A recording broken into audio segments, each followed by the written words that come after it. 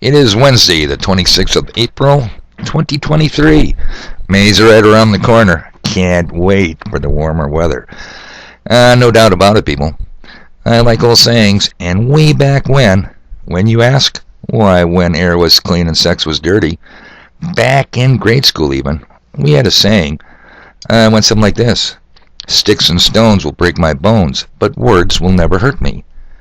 But then again, that was then, and this is now. Today we live in a world that is quickly changing, and not for the good in my opinion. You know, I live in a country that I don't recognize anymore. Now, I'm not saying when I was a kid in the 60s everything was peaches and cream. Oh, what a dream. Nope. We had the Vietnam War that divided many Americans, hard hats versus the hippies, for one. We had the northern cities on fire from race riots. I often have to go to Wikipedia, the source of all knowledge, to remind myself, who again, they say, won the Civil War? The war between the states? Yeah, they claim the North won it, but I'm not too sure. Just like I asked in a previous podcast, who really won World War II? Wikipedia claimed the Allies won. But wouldn't it be nice to have a little more evidence to support their claim? Well, you don't have to speak German in Detroit or Japanese in LA, do ya? But I don't recognize the languages spoken in Detroit or LA or any large American city anymore. It'll never happen, people. But if it did, you never say never, remember that one? If I ever moved back to my and the wife's hometown, Murderapolis, and me being 68, toothless and unemployable, I'd open a belt store. Bravo, Echo, Lima, Tango. They never seem to get flash mobbed and never looted. I wonder why. Now, YouTube offers its creators, yes, even channel content creators like me with dwindling subscribers, the ability to live stream and interact with your subs and other viewers live at the moment, real time. However, there is a catch. If you don't use a person's preferred pronouns, yep, the liquor, guns, beer, tits plus people, you will lose streaming privileges. Oh, no. Tell me it isn't so. And keep in mind, people, the face of the world's largest military, yep, the United States, the sitting president, Donald Trump, was banned from Twitter. Why?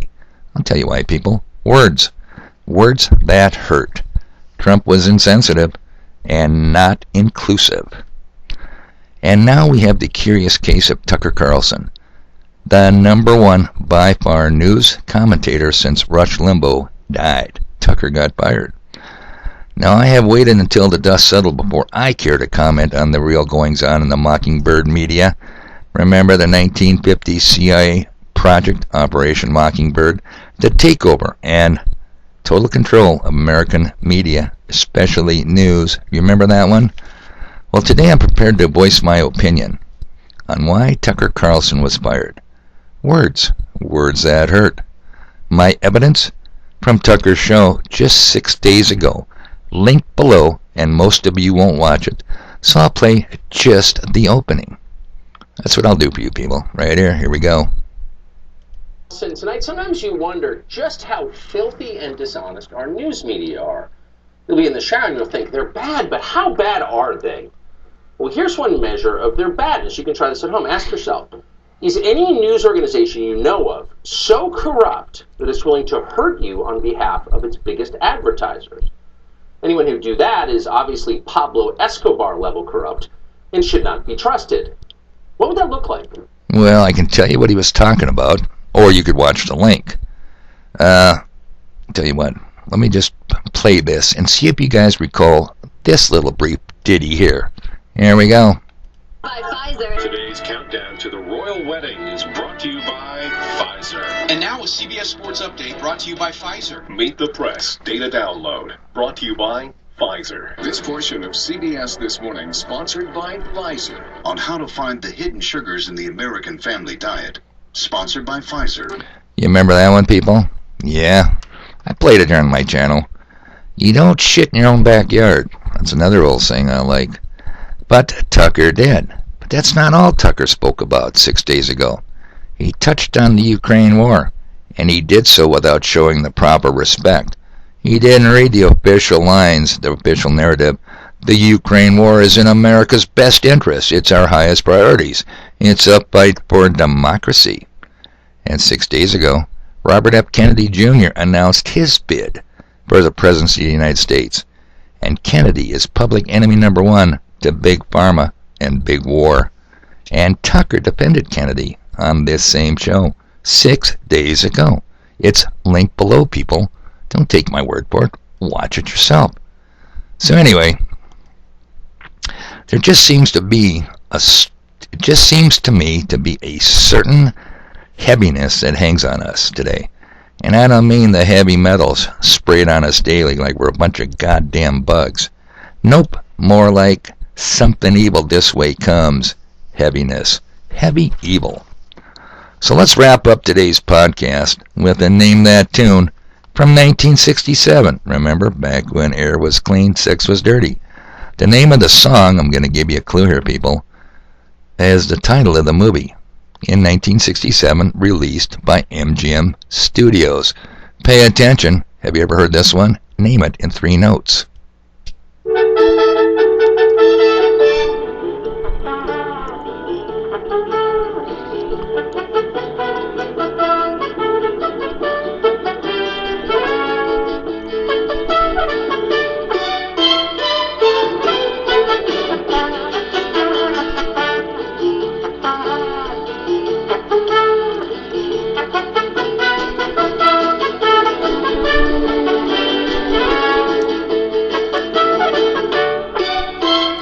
Catchy tune. No kidding.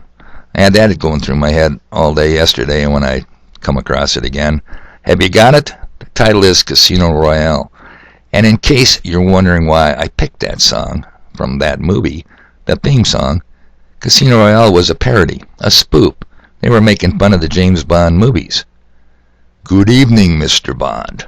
Yep, Peter Sellers was in the star role. And anybody that somebody knows, all secret agents have secret Swiss numbered bank accounts, right? You know that. Now correct me if I'm wrong, but I don't think you can be a secret agent without a Swiss bank account. But here's something very few people know, and this knowledge separates the wannabe secret agents from the real secret agents. You ever heard of Singapore? Yeah, your high-tech sound system was probably made there. Singapore is big into electronics.